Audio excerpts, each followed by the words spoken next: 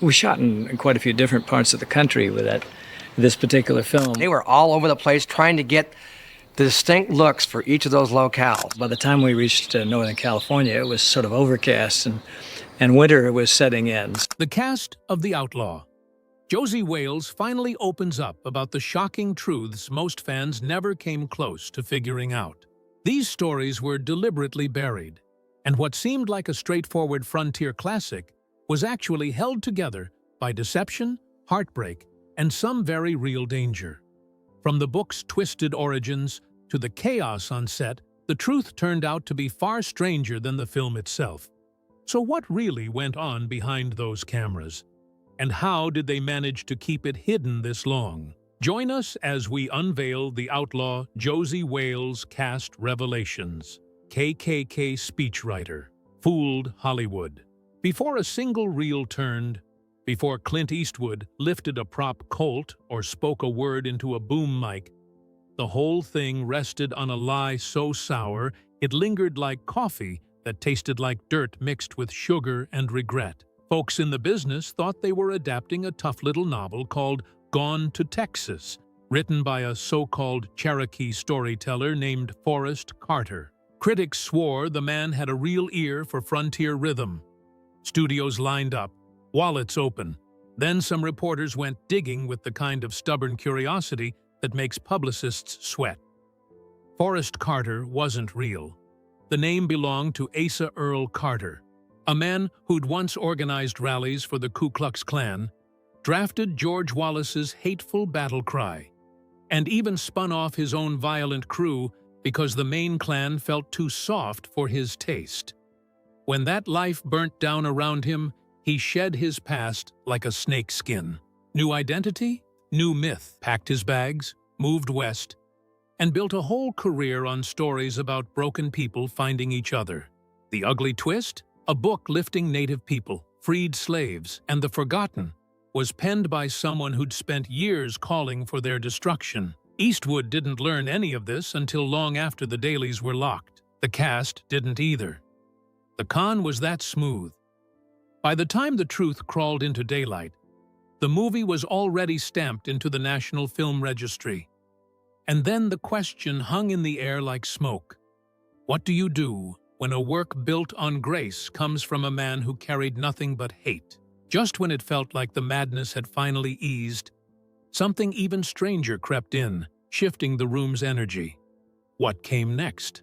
Director Eastwood fired after 1 week. Philip Kaufman had been living with that film for what felt like forever. Long nights, cold coffee, script pages spread across a motel bed. He'd chased locations through 3 different states, met every rancher, every grip, every stunt rider he needed. By the time the cameras rolled, he'd already breathed that picture in so deep, it tasted like dirt mixed with sugar and regret. And then, Clint Eastwood cut him loose, after barely a week on set. No soft landing, no careful language, just a door closing hard. The studio line was that old Hollywood dodge, creative differences. Folks in the business say it with a straight face, but everybody knows it's code for something messier. Kaufman pushed for precision. He'd run scenes again and again, tuning them like a sound mixer chasing the perfect levels. He'd spend hours moving a single backlight an inch at a time while the whole crew stood around, burning daylight. He wanted the story cleaned up, its sour politics softened into something that didn't feel like it came from another age. Eastwood wasn't built for that. He liked first takes, instinct, that rough magic you get before actors start thinking too much. And since he'd paid out of his own pocket for the book rights, he wasn't keen on anyone sanding off its edges. Then there was the part nobody put in print. Both men circling the same woman, Sondra Locke, who Eastwood pushed into the cast despite Kaufman's protests. That kind of tension poisons a set fast. When Eastwood fired him, he later said it was the worst moment of his life. Still, he stepped right behind the camera and kept the production moving like nothing had cracked. The Directors Guild didn't take it lightly. They slapped a heavy fine on Eastwood and Warner, and wrote a new rule into the books saying An actor or producer couldn't gut a director and then take the chair themselves. One move, and the whole town had to adjust. Romance that started on set and ended in a $70 million courtroom war. Sondra Locke walked onto that picture knowing she'd taken a hard hit to her wallet. She'd gone from steady paydays to a check that barely covered $18,000, less than half what she'd pulled before. She still signed on because she sensed the exposure might jolt her stalled career back to life, and it did. Though it also opened a door she probably wished she'd kept shut. She fell for Clint Eastwood out in Page, Arizona, during that long 1975 shoot. The way she later told it, the pull between them was instant, almost reckless. They tumbled into bed on their first night out. Both had rings on their hands from other lives, and neither seemed bothered by it. The romance moved fast, too fast, until Eastwood was steering everything. Her scripts, her agent, her public image. Folks on set whispered about it. In the industry, we call it being folded into someone's creative shadow. And that's exactly what happened. Her roles shrank into nothing but Clint's orbit. Through those years, she carried the weight of 2 abortions and a sterilization, all pushed along by his say-so, while he was quietly fathering children with another woman. Then, in 1989, she came home from directing Impulse and found the locks changed. Her things boxed up like someone clearing out a soundstage after rap. 14 years gone in one afternoon. What followed was lawyers, depositions, studio backrooms, all the nasty machinery this town hides. She got a payout and a development deal, but the executives admitted behind closed doors that it was only to keep Clint pleased. She pitched over 30 projects. Not one moved an inch. She dragged them back to court for fraud. The trial ran for 2 long weeks and gripped the whole city. They settled again, quiet and cold. She was pushed out of the Bel Air place that spring of 1999. She later said Clint had listened in on her calls for years. And when you watch those scenes of them together in Josey Wales now, there's something heavy behind the eyes. The chemistry is real, no question, but it's salted by everything that came after. Those choices, those secrets, that long, bitter fall that tasted like dirt mixed with sugar and regret. Just when they figured the worst of it was already on the table, another truth crept in from the edges. So what hit them this time? 76-year-old Chief who couldn't read his lines. Chief Dan George wasn't supposed to be here, not really. 77 years old, hands worn from logging and longshore work. A lifetime lived in Squamish country, not Hollywood sets. Acting had been a side road. He'd even snagged an Oscar nod for Little Big Man. But English was still a foreign weight in his mouth.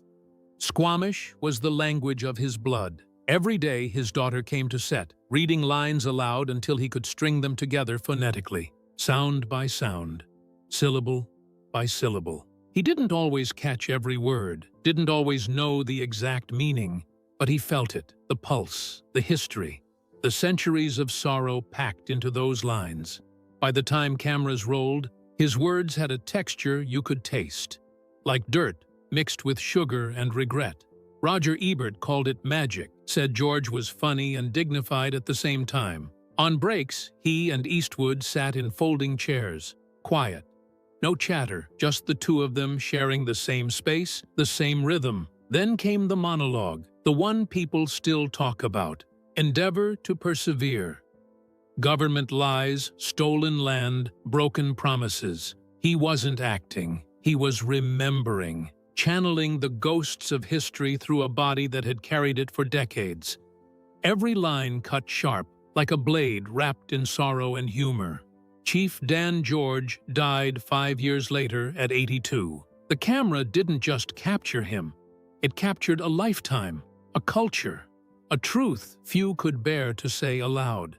And it's still one of the most haunting performances ever committed to film. The villain, so terrifying, Stanley Kubrick refused to hire him. Bill McKinney was Captain Terrell, the Union officer who could make a man's blood run cold just by standing in the room. And he wasn't acting when the cameras weren't rolling. lunch breaks, hallway walks, waiting for a scene. He carried that same frozen, menacing weight everywhere. Actors sidestepped him, whispered about him, and some even skipped lunch. The tension tasted like dirt mixed with sugar and regret, and you could feel it stick to your tongue. Stanley Kubrick saw Deliverance and thought about McKinney for Full Metal Jacket, but he passed. Too scary, he said.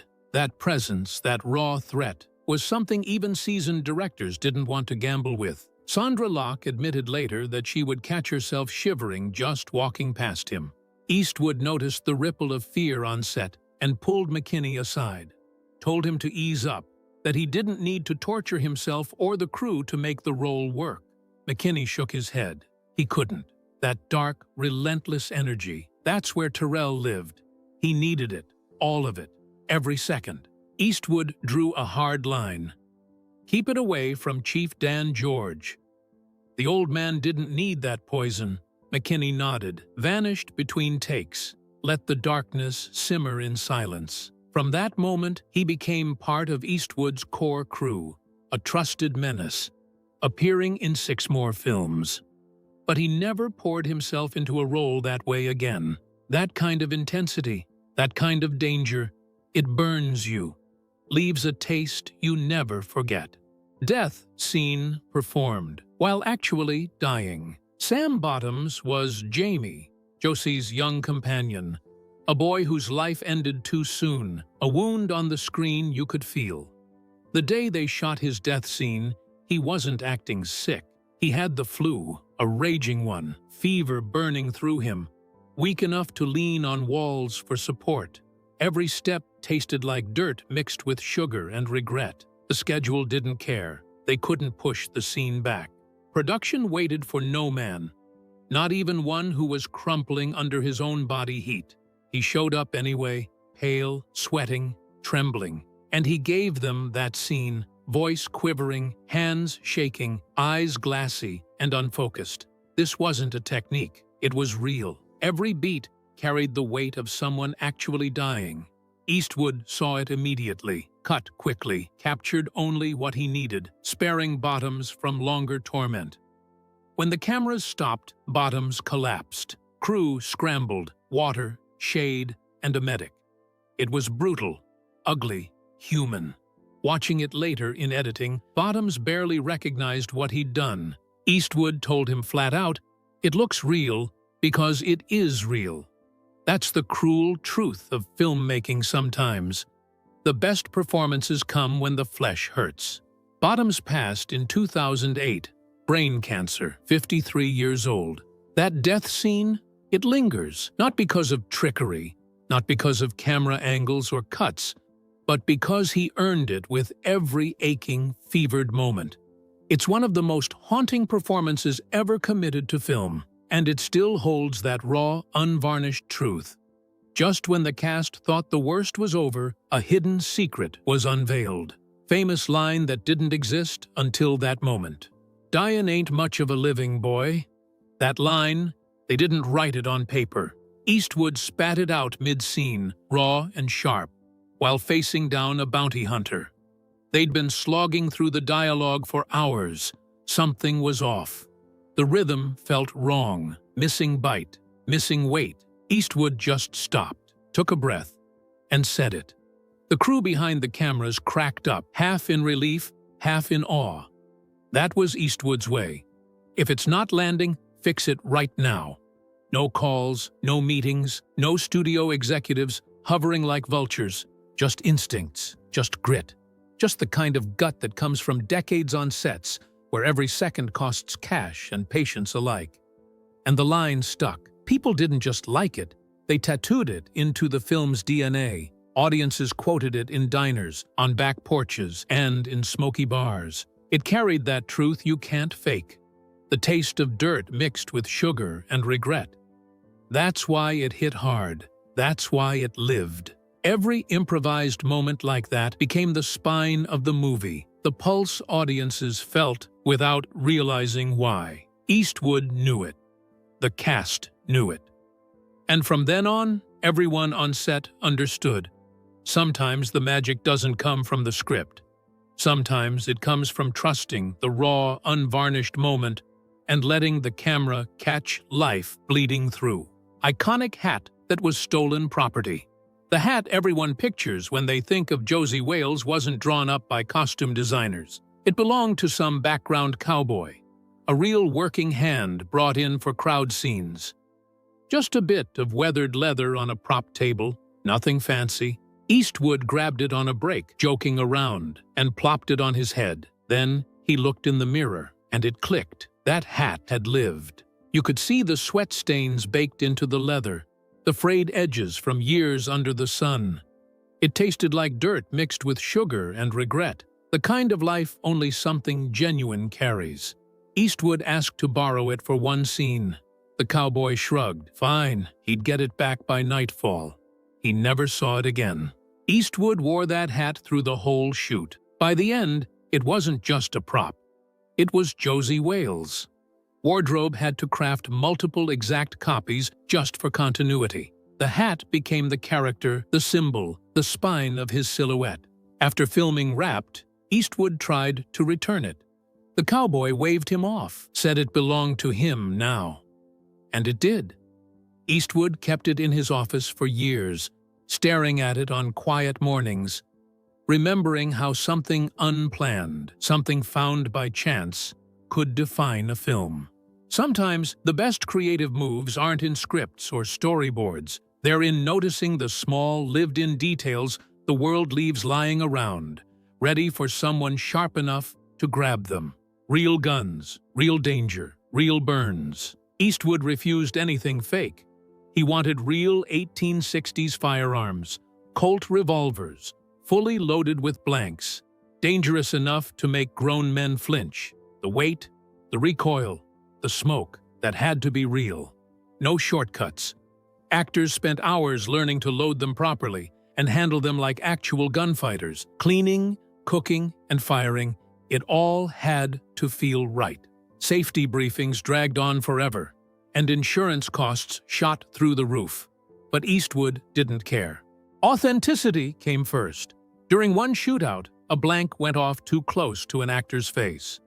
Powder burnt his cheek, leaving a raw, angry red mark that stung for weeks. It tasted like dirt mixed with sugar and regret. They didn't stop. Cameras kept rolling. Eastwood's eyes never wavered. Every move, every stance, every draw from the holster carried weight. You could see it, the focus, the muscle memory, the intensity. He wasn't acting, he was living the role. The guns weren't props, they were extensions of him. Every pull of the trigger, every puff of smoke told the story without words. By the end of the shoot, it wasn't just Josey Wales holding pistols.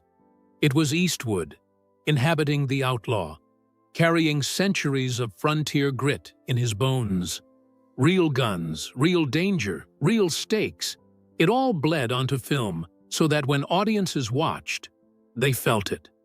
Every scene hit harder because it had been earned, carved out of sweat, risk, and the kind of obsession only someone who refuses to compromise would bring to a set. The cast had faced it all, so they thought, because nature had other plans. What fierce challenge tested them to the limit next? The weather that declared war on production. Flash floods slammed through the canyons without warning, turning calm creek beds into roaring rivers that swallowed equipment whole. Freak windstorms whipped tents into the sky, scattered script pages for miles, and sent tumbleweeds the size of cars crashing across the set. They were shooting across Utah, Arizona, and Wyoming, places so remote that cell phones were useless and modern conveniences were a fantasy. One afternoon, water roared through the canyon where they were filming. Cameras, lights, and grip equipment vanished downstream in a heartbeat. The crew scrambled, dragging gear, clutching cables, hauling each other to higher ground. They lost an entire day of shooting. Thousands of dollars worth of equipment tasted like dirt mixed with sugar and regret, destroyed by the sheer force of nature. Eastwood didn't panic, didn't shout. He just studied the landscape, nodded to the crew, and moved the production to a new location. No drama, no complaints, just relentless forward motion. A week later, windstorms tore through the camp, flinging canvas and belongings across the desert like confetti at some sad, chaotic parade. Yet by nightfall, they were all back at work, bruised, dusty, exhausted, but unbroken. In a film about survival, the production itself became a lesson in endurance.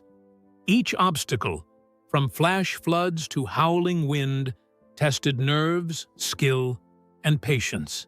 And anyone who made it through those relentless conditions carried something real out of the desert. Grit, resilience, and the knowledge that hardship could be captured on film with every raw, unpolished moment. This wasn't Hollywood pretending. It was life, brutal and unrelenting, played out frame by frame. Climactic battle that existed only in Eastwood's head. The showdown didn't happen in the order you see on screen. Budget cuts, unpredictable weather, and remote locations forced Eastwood to shoot the climactic battle out of sequence over 3 separate weeks. One day, they filmed Josey ducking behind a wagon. 2 weeks later, he was firing from a window in a completely different setup. Then, they went back to capture the arrival scene that kicks everything off. The script supervisor nearly lost her mind tracking continuity. Costume designers panicked, trying to match dirt and blood patterns that had shifted weeks apart. Every scene had its own subtle wear, its own unique chaos. Some of it tasted like dirt mixed with sugar and regret, and literally stuck to the actors' hands and faces from previous takes. But Eastwood didn't flinch, never consulted storyboards, never wrote a single note. He kept the entire sequence mapped in his head. Every angle, every cut, every moment of tension. He'd watch a take, give a tiny nod, and move on, like a man who already knew the outcome. Weeks later, when editors stitched it together, they stared at the screen in disbelief. The battle flowed perfectly, seamlessly. Every shot connected, every movement matched, and every heartbeat landed exactly where it needed to. The crew realized something vital. Eastwood didn't rely on conventional filmmaking. He didn't need diagrams or notes. He saw the finished movie before a single frame was shot, holding it completely in his mind, and everyone else followed. In those moments, working with him felt like being inside a machine designed for precision, built of instinct, vision, and sheer stubborn genius. It wasn't easy to watch, and it certainly wasn't simple, but the result was unforgettable. The broken bridge that made everything better. The budget was a knife edge. Warner Brothers handed Eastwood enough money for a Western, but not nearly enough to handle real setbacks. When a wooden bridge, a key piece of the story, collapsed during a sudden violent storm, the money to rebuild it simply didn't exist. Eastwood walked the site with the crew, staring at the wreckage half submerged in the roaring river. Broken planks, twisted beams, mud and water churning around them, tasted like dirt mixed with sugar and regret. He didn't hesitate, decided in seconds. They'd shoot it as it was. Josey wouldn't cross safely. He'd ford the river, feet slipping on rocks, water dragging at his legs, the current threatening to sweep him away. It made the journey harder, more dangerous, more urgent. The character didn't take the easy path. He waded through literal peril, carrying the metaphor of his moral and emotional struggle on his shoulders.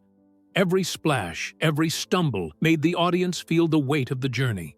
The unplanned disaster turned into cinematic gold. That river scene, born from a lack of funds, became one of the film's most memorable moments. Eastwood never told Warner Brothers that the dramatic tension wasn't scripted. When executives praised the sequence, he just smiled, accepting their compliment quietly, letting them believe it was all by design. In filmmaking, necessity often breeds invention. In this case, it didn't just save a scene, it deepened the story. Eastwood proved that even when the odds are stacked, the story can thrive if you're willing to take the hard path, trust instinct, and make art out of chaos. Challenges had come and gone. Some they won. Some showed weakness, just like a personal decision that threatened it all. What daring move did Eastwood make next? The night Eastwood chose his crew. Over the studio that week in the desert, the nights were brutal. Cold bit through jackets and into bones. Wind whipped sand like knives, and the crew was running on fumes. Exhaustion was everywhere. Hands shaking, eyes bloodshot, tempers fraying. Everyone looked ready to snap. Every taste tasted like dirt mixed with sugar and regret. It was around midnight, during one of those endless night shoots, that Eastwood stopped, just stopped. 3 hours before they were scheduled to wrap. Cameras hung silent. Generators hummed in the cold. The assistant director sputtered, worried about the schedule, about the money, and about falling behind. Eastwood didn't flinch. "Go to bed," he said. "We'll figure it out tomorrow." No lectures, no excuses, just a flat command. The crew stared at him like he'd lost it. But there was steel in his eyes. They knew he meant it. They packed up and trudged back to their tents and trailers, bodies sore, brains fried. When dawn came, everyone returned like a new army. Clear-headed, alert, capable. The exhaustion of the previous night faded fast. They moved faster, thought sharper, and laughed a little more. 2 days later, all the lost time had been reclaimed. That moment defined Eastwood for the crew. They weren't just cogs in a machine to him. He saw them as people, fragile but capable, worth protecting even if it cost the schedule. Loyalty didn't have to be demanded.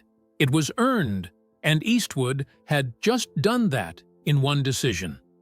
From then on, every hand on set worked harder than they ever had, not out of fear, not for deadlines, but because they respected him, because they knew he respected them. And that kind of respect, it changed the way a movie got made. The final line that changed on the spot. The line was supposed to be a voiceover, floating over Josey riding into the distance.